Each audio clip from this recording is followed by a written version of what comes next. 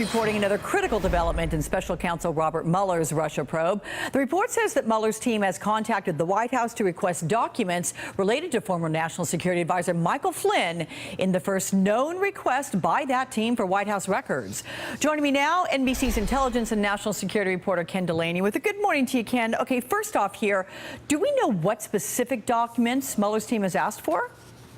Good morning, Alex. Well, look, NBC News has not confirmed this New York Times report, and I did reach out to General Flynn's lawyer this morning, and he declined to comment. But there's no doubt that Mike Flynn is in the crosshairs of this special counsel investigation, in part because of his lobbying on behalf of the Turkish government. Recall, he was paid $530,000 as part of a contract that he initially disclosed as lobbying on behalf of a Turkish businessman. I interviewed that businessman last year, and he told me the lobbying had nothing to do with the Turkish government.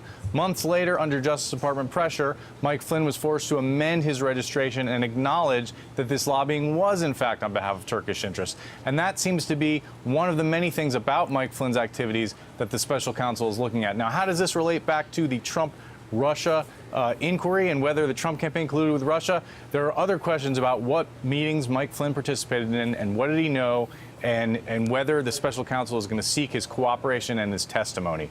Alex. All right. So, Ken, with regard to the process of an investigation like this, at what point would documents like these be requested? Would it be at the beginning or a healthy way into an investigation, or where do you see that?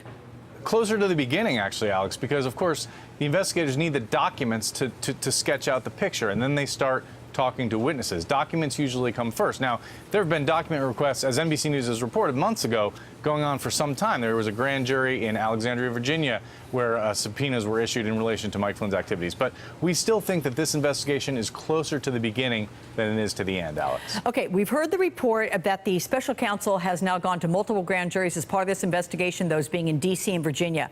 How significant is that, and was this expected to happen? Would things go to the grand juries like this? Yes, prosecutors generally use grand juries. They are a common tool in any kind of complex investigation. I think it is significant, though, that Robert Mueller has decided to use one in Washington, D.C. It speaks to potentially conduct that he's investigating that occurred in Washington. For example, we know he's investigating whether the president obstructed justice. He may be looking at whether people told the truth on their security clearance forms, told the truth to the FBI. It shows that this investigation has a momentum and a permanency and is not going away anytime soon. All right, Ken Delaney, and thank you very much for weighing in as always. Thanks, We're going to get a bit more now.